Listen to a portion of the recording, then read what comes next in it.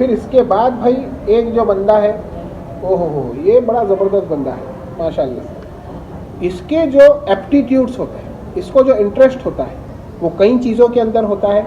अगर वो राइटर्स हैं तो बेहतरीन लिखते हैं, अगर वो शायरी कर रहे हैं तो बेहतरीन शायरी करते हैं, अगर वो फिक्शन लिख रहे हैं, बायोग्राफी लिख रहे हैं तो उस तरीके से लिखते हैं। क्रिटिसिज्म है, एसेस है, हर चीज़ में मलिका हासिल है जिसे कहते हैं ना। मलिका हासिल किसे कहते हैं उर्दू में? मुल्क कहते हैं। मुल्क क्या कहते हैं? मुल्क किसे कहते हैं? हुकूमत को, सल्तनत को क्या कहते हैं? मुल्क कहते हैं। क्या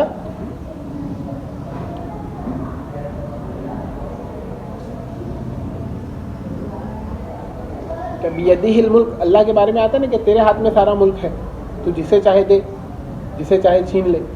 और वतुइज़्ज़ु मन तशा वतुज़िल्लु मन तशा, जिसे चाहे ज़िल्लत दे, जिसे चाहे इज्जत दे, जिसे चाहे ज़िल्लत दे। वहुवा अला कुल्ली शैइन क़दीर, तो हर चीज़ पर क्या है? कादिर है। तो मुल्क से मलिक निकला। मलिक यानी बादशाह। तो बड़ा एक वीडियो चल रहा था, अरब के कोई है आलिम, इतना प्यारा उन्होंने कहा,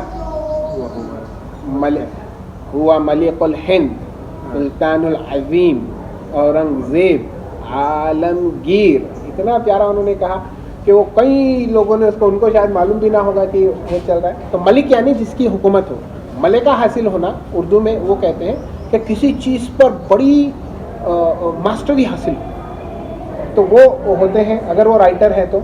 और आप बस कुछ लीजिए वो ये काम कर देते हैं, आप बस नाम लीजिए वो ये काम करते हैं, इतना ज़्यादा वो होते हैं। और अगर वो म्यूज़िशियन है, कोई चीज़ बजा रहे हैं, तबला बजा रहे हैं, तो बेहतरीन तबला बजाना उनको आता है, हर किस्म का तबला बजाना आता है। और उनकी अलग अलग फील्ड्स में भी क्या होती हैं? एबिलिटीज़ होती हैं। वो पोइट हो सकते हैं, आर्किटेक्ट हो सकते हैं, इन्वेंटर हो सकते हैं, पेंटर हो सकते हैं। तो आप उनको जैक ऑफ ऑल ट्रेड नहीं कह सकते। एक जो बड़ा इंग्लिश का कॉमन सेइंग है कि jack of all master of none. क्या है इंग्लिश की common saying? Jack of all master. ये हर चीज़ में इसको बहुत सारी चीज़ें आती है, लेकिन ये मास्टर किसी का नहीं। IAS के लिए कहा जाता है, IAS लोगों को चिढ़ाने के लिए कहा जाता है। IAS IPS IRS की ये आपस में एक अलग टर्फ वॉर चलती है। हुकूमत में है ना ये लोग, तो आप लोगों तो दूर से तो आपको सब अच्छे दिखते हैं, लेकिन अंदर जब जाते हैं तो इनकी टर्फ वॉर चलती है। IRS बोलता है मैं एक्सपर्ट हूँ, मैं टैक्स का एक्सपर्ट हूँ, ये मुझे IPS बोलता है मैं लॉ एंड ऑर्डर का एक्सपर्ट हूँ। IAS तुम लोग क्या हो? तुम लोग तो जनरलिस्ट हो। क्या बोलते हैं लोग? तुम लोग तो जनरलिस्ट हो। कभी कभी ट्विटर के ऊपर ये ऐसी वॉर शुरू होती है, IPS एसोसिएशन की और IAS एसोसिएशन की वो चलती है, अक्सर अंदर ही अंदर चलती है ये। तो IAS लोगों को क्या कहते हैं? IAS लोगों को बोलते हैं generalist, jack of all master of none. कोई एक चीज़ के अंदर तुमने वो नहीं किया है। लेकिन ये जो बंदे होते हैं ये मास्टर ऑफ ऑल चीज़ होते हैं। आप नाम लीजिए वो चीज़ के अंदर उनके पास क्या है?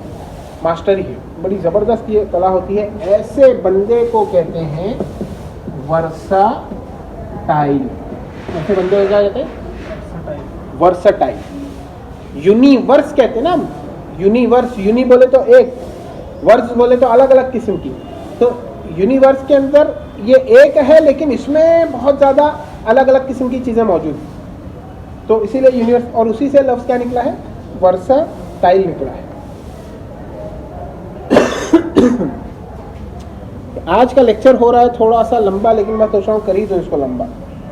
10 वर्ड्स हैं हमारे, 4 और वर्ड्स रहते हैं, ख़त्म कर दें। अच्छी लय में हम लोग कर लेते हैं सुबह। एक बंदा अब जो होता है वो, यानी कि जो मुसीबतें आ रही हैं बड़ी पामर्दी के साथ क्या करता है? उसका मुकाबला करता है। और उसको सिंपैथी किसी की नहीं होना। उसको मैं भी अल्लाह से, मैं सिर्फ अल्लाह को बोलूँगा, किसी को नहीं बोलूँगा। और किसी की सिंपैथी, अरे बेचारगी जो है, बेचारगी, अब मैं बेचारा हूँ, मेरे साथ तो ऐसा हो गया, ये सब उसकी नहीं आती है। बेचारेपन में भी क्या आता है, कई बार मज़ा आता है, क्यों यार मैं देखो कितना बेचारा हूँ।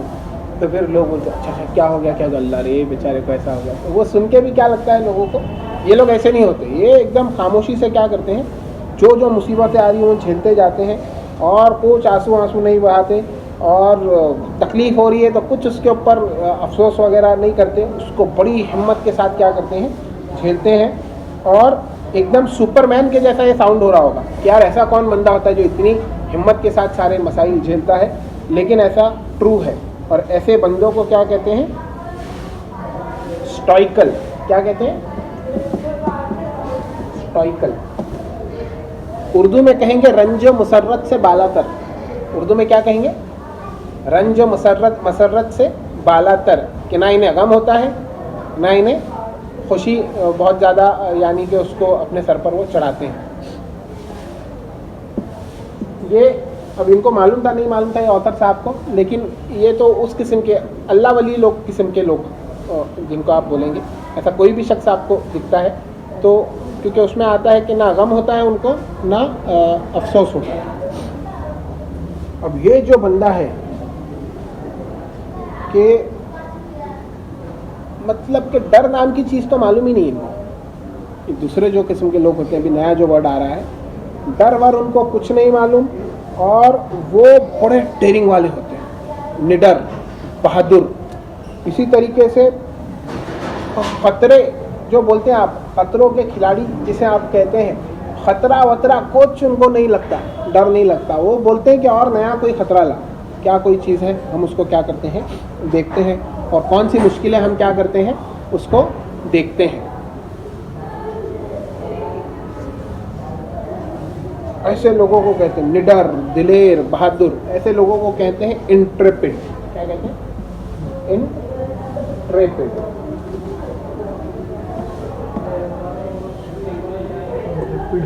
देखे नहीं आपने ऐसे लोग? कुछ लोग होते हैं, कई गुजरे हैं तारीख में, कई लोग गुजरे हैं, आज कई इस किस्म के लोग मौजूद हैं,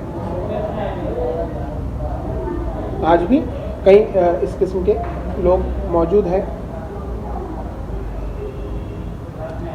वो एक वीडियो है YouTube पर, वो एक बच्चा गिर जाता है पटरी पर, एक बच्चा पटरी पर करजत वगैरह में कहीं गिरता है, उसकी माँ अंधी होती है, तो अंधी माँ जा रही होती है, उसका बच्चा छोटा होता है 3 साल का या 4 साल का, तो पटरी पर गिर जाता है, सामने से ट्रेन आती है, तो एक बंदा RPF का गालिबन वो था, शेड़के मयूर शेड़के शायद उसका नाम था, तो भागते भागते भागते आता है, बच्चे को उठाता है, ऊपर डालता है, खुद ऊपर जाता है, और 2-3 सेकंड बाद ट्रेन जाती है। इंट्रेपिड क्या बोलेंगे आप इसको? कि उसको 1 सेकंड के लिए रुकता है वो भागते भागते कि यार ये, लेकिन फिर क्या उसको अंदर से अल्लाह वो पुश करते हैं, थोड़ी देर रुकता है और फिर भाग के बच्चे को क्या करता है, वो बचा लेता है। तो ऐसे लोगों को क्या कहेंगे? इंट्रेपिड कहेंगे। तो कल ही बात हुई हमारी उसके अंदर, औरंगज़ेब रहमतुल्लाह अलैह के बारे में आता है कि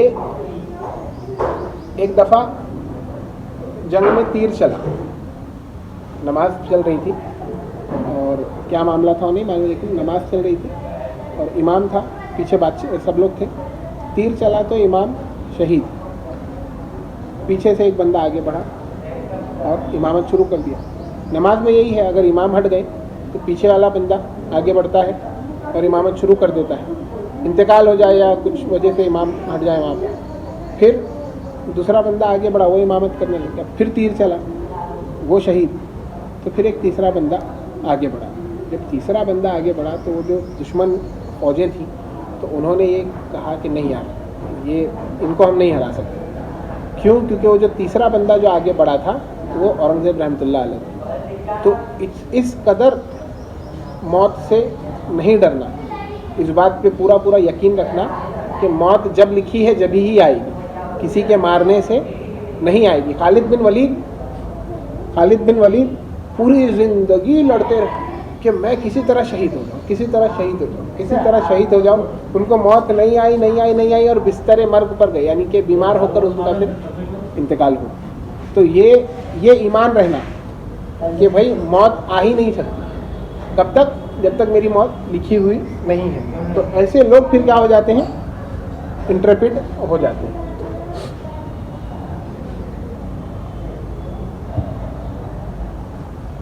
अब ये कुछ लोग होते हैं बड़े ज़हीन होते हैं, फितीन होते हैं, और बड़े यानी कि उनकी बातें बड़ी क्या करती हैं, महसूस करती हैं, और बड़े ब्रिलियंट होते हैं, और बातचीत उनकी बड़ी ज़बरदस्त होती है। यानी कि गालिब किस्म के लोग आप उन्हें कह सकते हैं। गालिब की बातें बड़ी मज़े की होती थी। गालिब एक दफ़ा गालिब के पास उनके दोस्त गालिब को आम बड़े पसंद थे, तो उनके दोस्त आए और गालिब क्या कर रहे थे, आम खाते जा रहे थे और छिलके उसके फेंकते जा रहे थे। उनका दोस्त बैठा हुआ था, गालिब बैठे हुए थे, तो एक गधा आया और उसने आम के छिलकों को सूंघा और बढ़ गया। तो दोस्त ने कहा, देखो गालिब, गधे भी आम नहीं खाते। क्या कहा? गधे भी आम नहीं खाते। तो गालिब ने फौरन कहा, सही कहा, गधे ही आम नहीं खाते। वो तो ये जो है बिट जिसे कहेंगे आप कि फिर गालिब का ही केस है कि 1857 में पकड़ लिए सबको। दिल्ली में तो रहते थे, बादशाह को कैद कर लिए, बेटों का सर कलम कर दिए और मुसलमानों को काफ़ी कत्ल किया गया उस वक्त, क्योंकि वो आज़ादी की लड़ाई में लीडरशिप उन्हीं की थी ना। मुसलमानों की बहादुर शाह जफर को लीडर बनाया गया था, सारे मिलकर लड़ रहे थे। तो अब सब लोग को पकड़ रहे थे, चेकिंग वेकिंग हो रही थी, तो इनको भी पकड़ के लाए, लाइन में लगे हुए थे। तो सामने से लोग पूछते थे अंग्रेज़ कि मुसलमान हो, क्योंकि मुसलमान लीडरशिप में उस वक्त थे, तो ये मुसलमानों को हटाओ, बाकी लोग को मैनेज कर लेंगे। तो गालिब ने कहा आधा मुसलमान। गालिब ने क्या कहा? आधा मुसलमान हूँ। तो वो अंग्रेज़ अफसर बड़ा यानी कि चकरा गया कि बोले आधा मुसलमान वो क्या होता है? शराब पीता हूँ, सुअर नहीं खाता। तो वो खूब हंसने लगा, उनको फिर क्या किया, छोड़ दिया। तो ऐसे जो लोग होते हैं जो इस तरीके का विट जिनके अंदर होता है, तो उसे कहते हैं सिंटिलेटिंग। उसे क्या कहते हैं?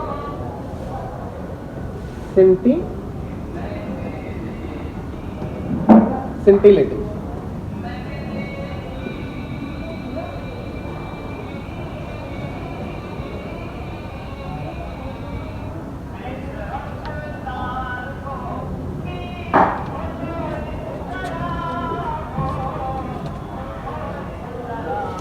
अब ये लोग जो होते हैं बड़े कल्चर्ड, बड़े तहजीब याफ्ता, बड़े यानी कि आप बोलेंगे कि कैसे उठना बैठना, ये सारा इनको सेंस होता है, और सोशली बड़े एक्सपीरियंस्ड होते हैं। सोशली हमारे एक आदि ऐसे कोई अंकल होते हैं, ख़ानदान में होते हैं, आसपास होते हैं, जिनको ये सारी चीज़ें बड़ी मालूम होती है और थोड़े सोफिस्टिकेटेड होते हैं। और कोई भी ग्रुप के अंदर, जी जनाब, जी अस्सलाम वालेकुम, आइए बैठिए, वो जो तरीका एक होता है उठने बैठने का, वो उनको मालूम होता है अपने अपने माहौल के एतबार से। और हर किस्म का जो वो होता है, भाई शादी ब्याह का मामला है तो कैसे लोगों से पेश आया जाए, और कहीं किसी की मैयत हो गई है तो कैसे लोगों से पेश आया जाए, कहीं कोई नज़ा हो गया है, कोई इख्तलाफ हो गया है तो उसमें कैसे बात रखी जाए, और कहीं पर और कुछ मामला है तो कैसे बात रखी जाए, वो सारी चीज़ें उनको आती है। सोशल इंटरकोर्स बड़ा अच्छे से वो कर लेते हैं और आप उनको एडमायर करते हैं, उनकी स्मूथनेस को एडमायर करते हैं कि यार ये क्या बड़े बेहतरीन तरीके से, या आप कहेंगे क्या हिकमत से ये कामों को क्या करता है, तय करता है बंदा। इसको जो सलीका बोलेंगे आप, तरीका है जो काम करने का, क्या बड़ा प्यारा है। ऐसे एक आदि लोग हमारे आसपास में होते हैं। ऐसे लोगों को कहते हैं खुश खल्क जिसे कहिए आप, ऐसे लोगों को कहते हैं अरबैन। क्या कहते हैं? अरबैन। तो ये 10 वर्ड्स थे हमारे। आगे चलकर इन्हीं 10 वर्ड्स से कहीं नहीं कहीं क्या हो गया, आपके वर्ड्स निकलेंगे, वो हम आगे के लेक्चर्स में देखेंगे। आज के लिए इतना ही काफ़ी।